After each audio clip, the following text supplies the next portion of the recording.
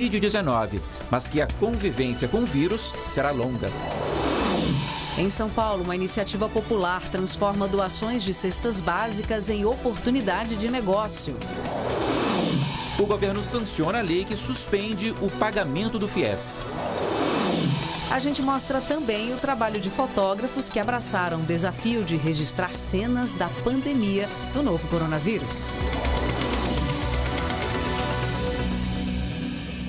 O governo de São Paulo prorrogou a quarentena no estado por mais 20 dias e atualizou pela sexta vez o plano de reabertura da economia. De lá, ao vivo, a repórter Priscila Kerst tem as informações pra gente. Oi, Priscila, boa noite. Boa noite. Das 17 regiões do estado, 9 passaram a fase de maior abertura. A capital está há 3 semanas na fase amarela.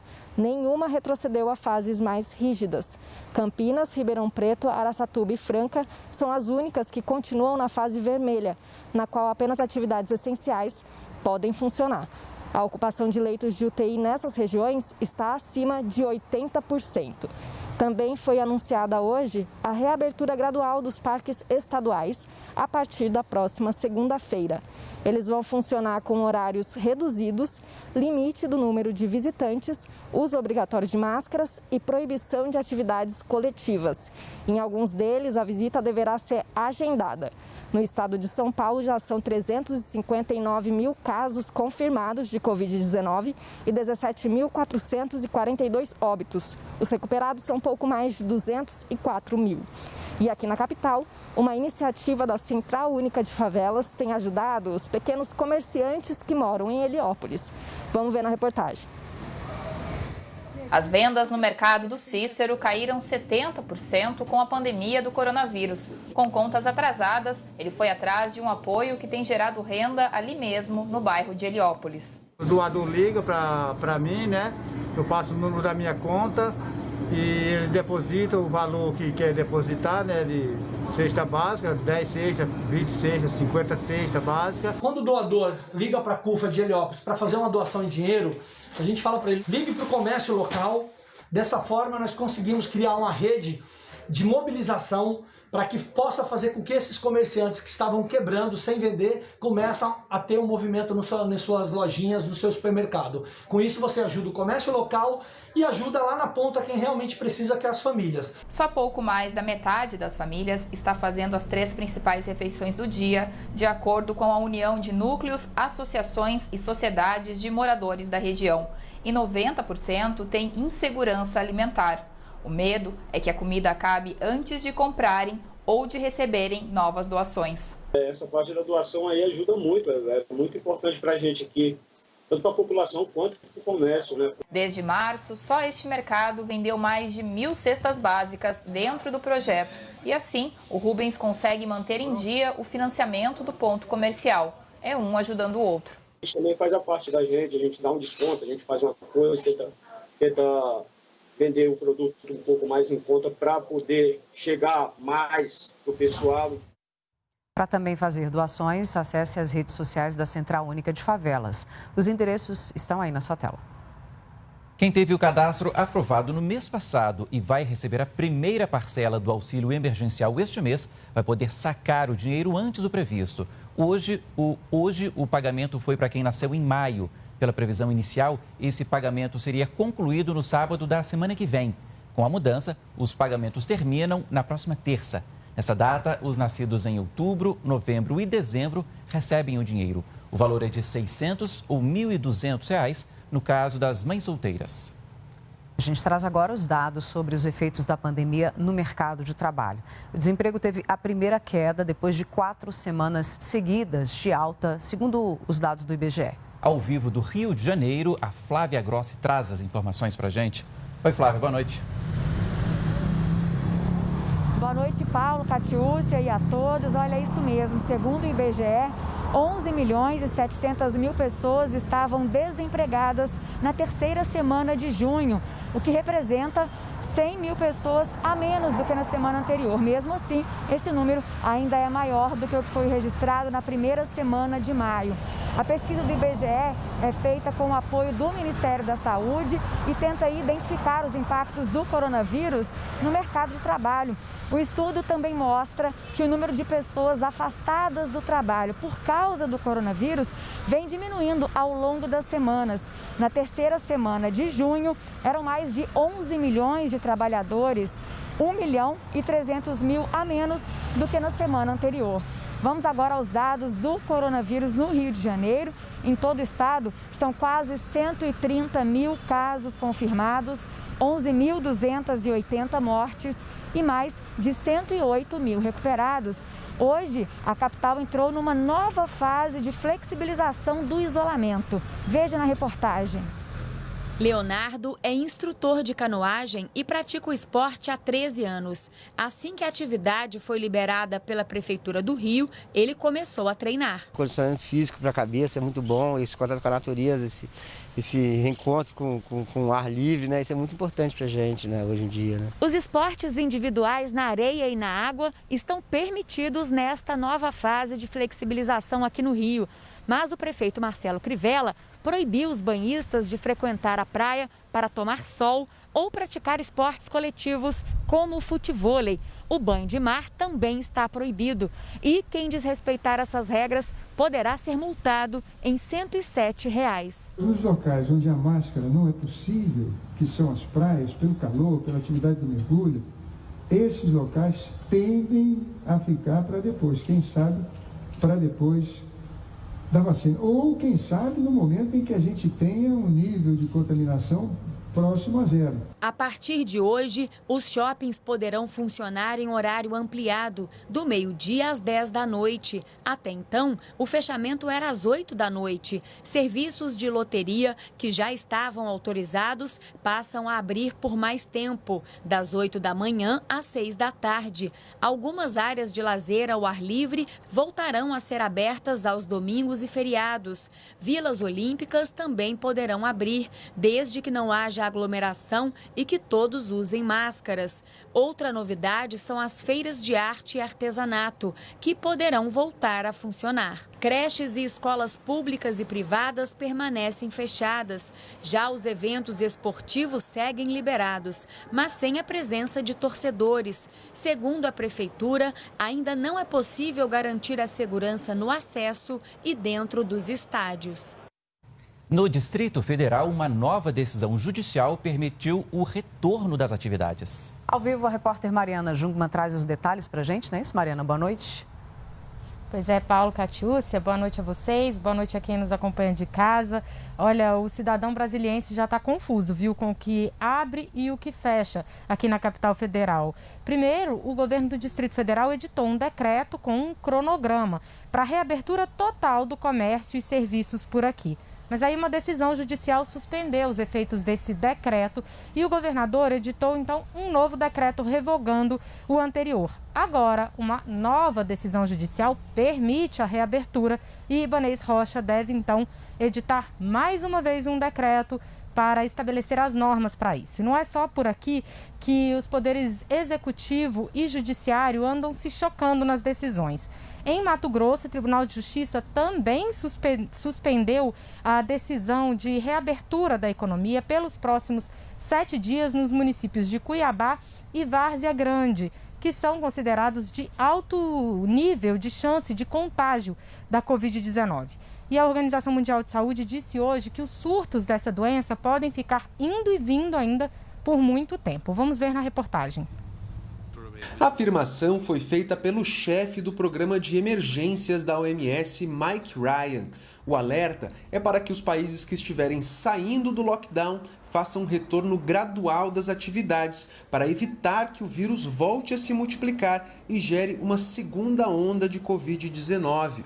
Segundo Ryan, os governos devem estar preparados para promover novos confinamentos se necessário, já que a erradicação da Covid-19 em todo o mundo é algo improvável no atual contexto. Já são mais de 12 milhões de casos da doença no planeta, um número que dobra a cada 6 semanas. E a OMS registrou um novo recorde, 224 mil novos infectados em apenas 24 horas. Hoje, 2 especialistas da organização viajaram à China para investigar a origem do coronavírus.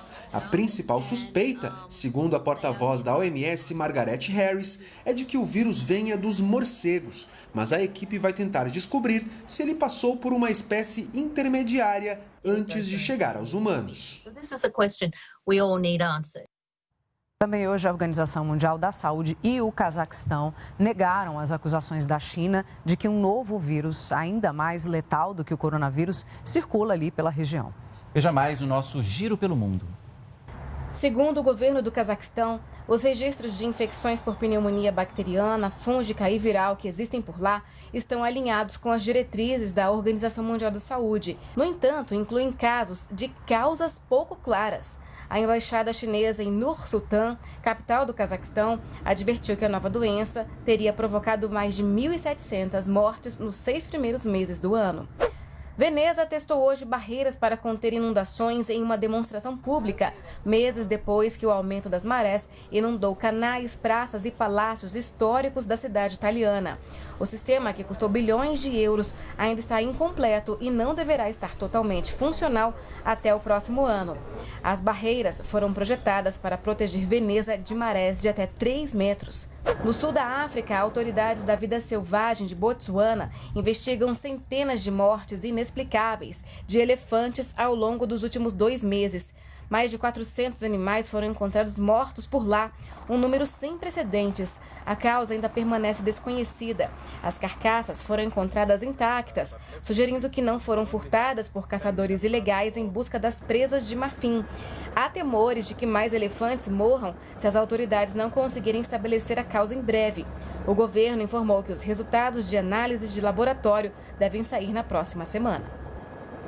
No Brasil todo, segundo o conselho que reúne os secretários estaduais de saúde, 70.398 pessoas morreram por causa da Covid-19. Até agora, 1.214 pessoas só nas últimas 24 horas. Além disso, são 1.800.827 casos confirmados da doença até aqui. 45.048 também nas últimas 24 horas. Em contrapartida, 1.078.763 pessoas que tiveram a doença se recuperaram. O presidente Jair Bolsonaro definiu hoje o nome do novo ministro da Educação. O escolhido foi Milton Ribeiro. E quem traz os detalhes ao vivo para a gente é a repórter Selma Dias. Selma, boa noite. Oi, Catiúcia, boa noite a você e também a todos. Olha, o anúncio saiu no fim da tarde. O presidente Jair Bolsonaro confirmou pelo Facebook o nome de Milton Ribeiro para o cargo de ministro da Educação e depois publicou a indicação no Diário Oficial. Milton Ribeiro, ele é professor e pastor, é doutor em Educação pela Universidade de São Paulo, também mestre em Direito pela Universidade Presbiteriana Mackenzie e graduado em Teologia. Desde maio do ano passado, é membro da Comissão de Ética Pública da Presidência da República e agora assume o posto aí deixado por Abraham Weintraub. Volto com vocês. Obrigada, Selma. E o presidente Jair Bolsonaro também sancionou a lei que suspende o pagamento das parcelas do FIES até o fim deste ano por causa da pandemia.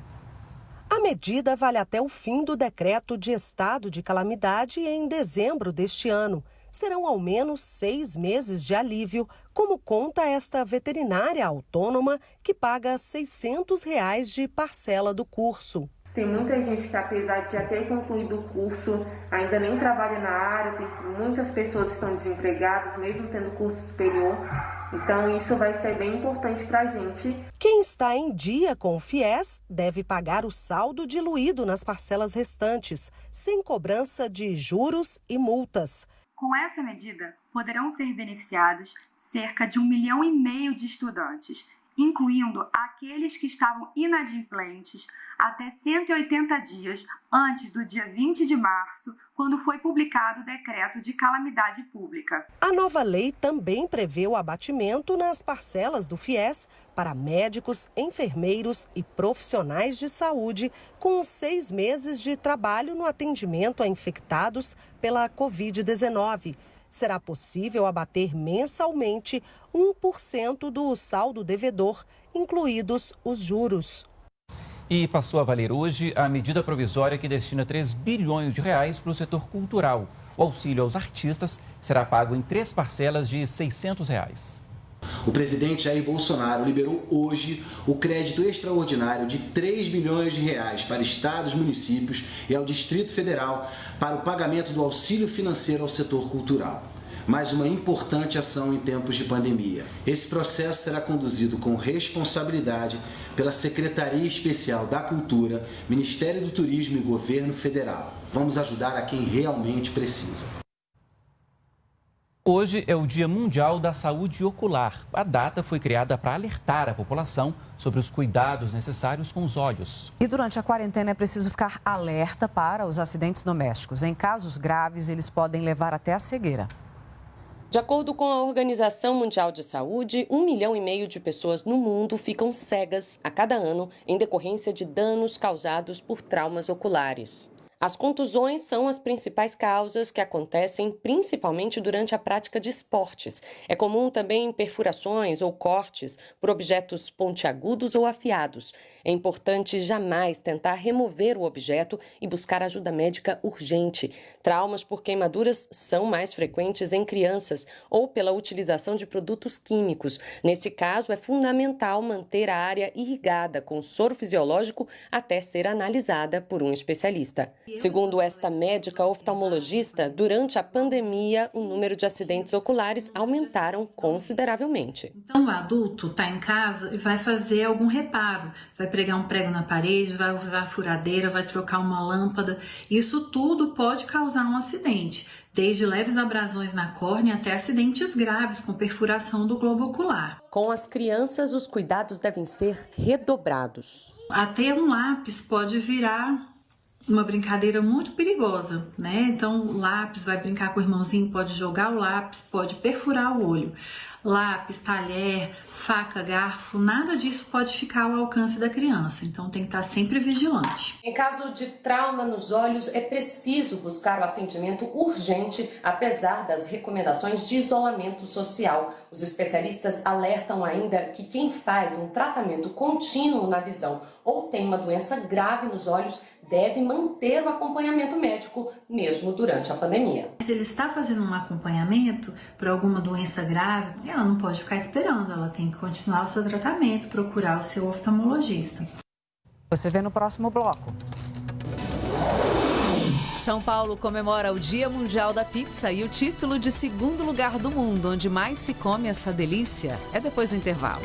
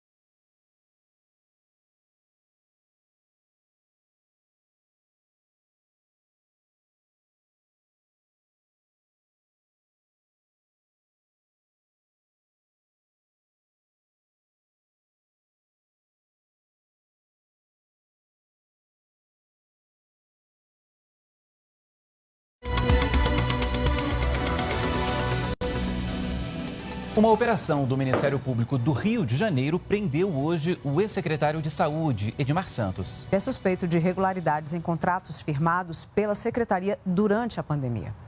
O ex-secretário estadual de Saúde do Rio, Edmar Santos, estava em casa quando foi preso. No local, os policiais também apreenderam documentos e computadores.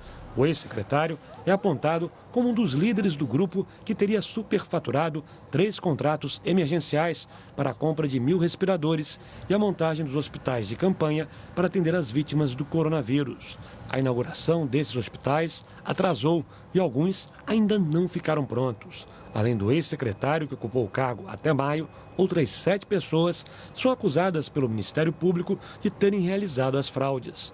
O governador Wilson Witzel também já foi alvo de uma operação de busca e apreensão e a Assembleia do Rio abriu um processo de impeachment por causa do superfaturamento dos contratos. Todos os suspeitos negam a participação no esquema de corrupção. Agora, a Polícia Civil do Rio e o Ministério Público vão analisar os dados que foram apreendidos em telefones celulares, computadores e pendrives dos suspeitos. A Justiça já determinou o bloqueio de bens de Edmar Santos no valor de quase 37 milhões de reais. Essa seria a quantia que foi desviada dos cofres públicos em contratos supostamente fraudados. Pesquisadores do Museu Nacional do Rio de Janeiro apresentaram hoje um fóssil de dinossauro encontrado no Ceará. A descoberta foi batizada em homenagem ao próprio museu, que teve quase todo o acervo destruído no incêndio em 2018. O fóssil do Aratasaurus Museu Nacionale foi descoberto numa mina de gesso na unidade geológica Formação Romualdo, no Ceará, em 2008. A partir da análise da pata direita traseira, os pesquisadores chegaram às características do animal. Era um dinossauro jovem, de médio porte, com pouco mais de 3 metros e cerca de 34 quilos, coberto por penas rudimentares. O Aratasaurus tem entre 115 e 110 milhões de anos. Faz parte do grupo de dinossauros carnívoros que deu origem às aves, os terópodes.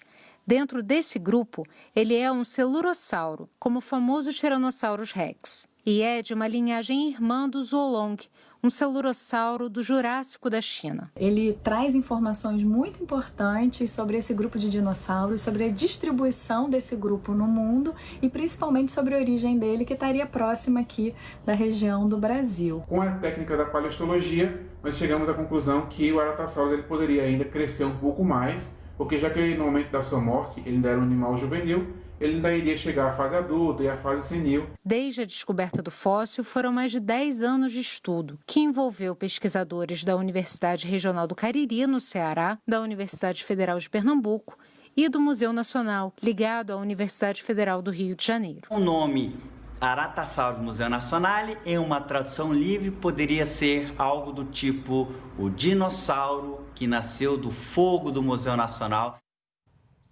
Na vida de muitos profissionais, não há espaço para o distanciamento social que é exigido pela quarentena. O Repórter Brasil conversou com fotojornalistas que têm enfrentado o desafio de ir às ruas e imortalizar as cenas dessa nova realidade. Registros que serão vistos no futuro como retratos de um dos períodos mais difíceis do nosso tempo.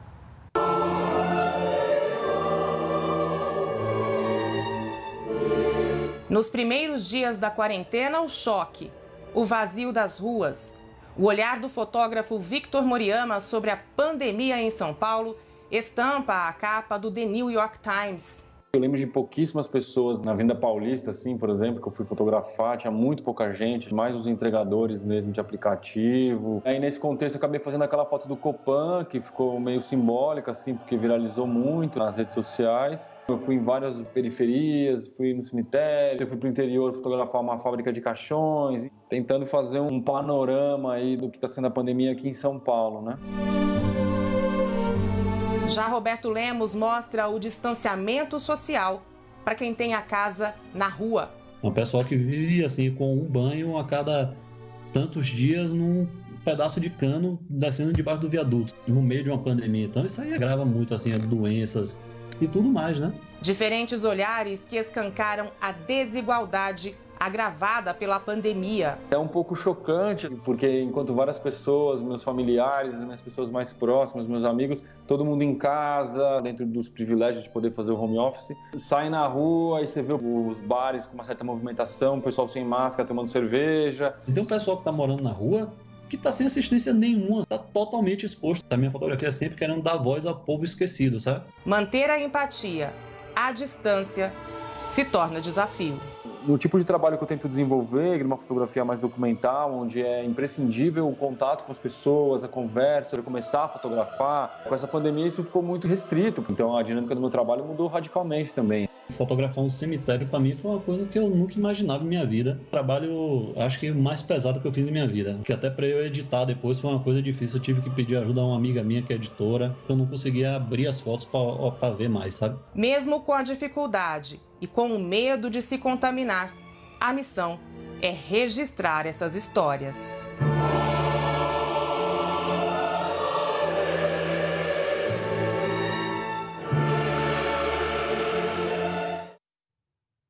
Paulo, hoje é o dia da pizza. Oba. E para muitos, ela se tornou o prato principal no almoço, no jantar e até mesmo no café da manhã. Em São Paulo, a segunda cidade que mais consome pizza no mundo, tem sempre um pizzaiolo com a mão na massa e muita gente aproveitando para celebrar essa data. E a Vanessa Casalino também conta essa história.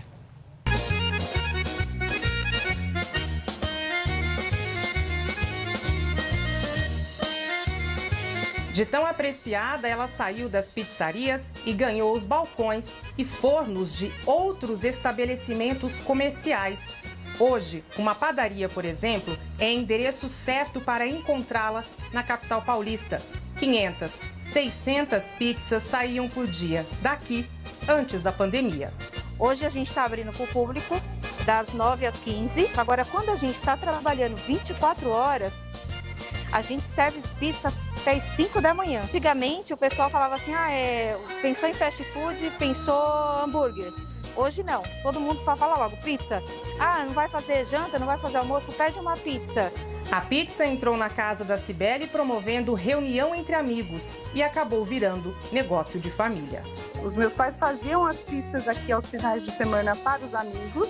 Por conta disso, na realidade, eu fui estudar gastronomia. A pizza desembarcou aqui no Brasil, primeiro em São Paulo, em 1910, no bairro do Brás, vinda do sul da Itália. Mas não foi lá que ela nasceu. A redonda foi criada no Egito há 6.000 anos. Só que por aqui ela fez mesmo muito sucesso. São Paulo é a segunda cidade que mais come pizza no mundo. Só perdemos para Nova York. A criatividade do brasileiro tornou a pizza assim algo maravilhoso. Nós temos uma pizza maravilhosa, diferentes estilos. Na mesma cidade nós temos diferentes estilos. Numa mesma rua tem pizzas diferentes da outra.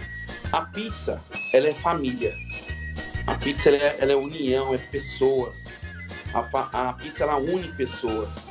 Então ela traz você, traz seus amigos. Se você está numa reunião de amigos, você comprou uma pizza, é uma coisa maravilhosa você ali dividir com quem você gosta.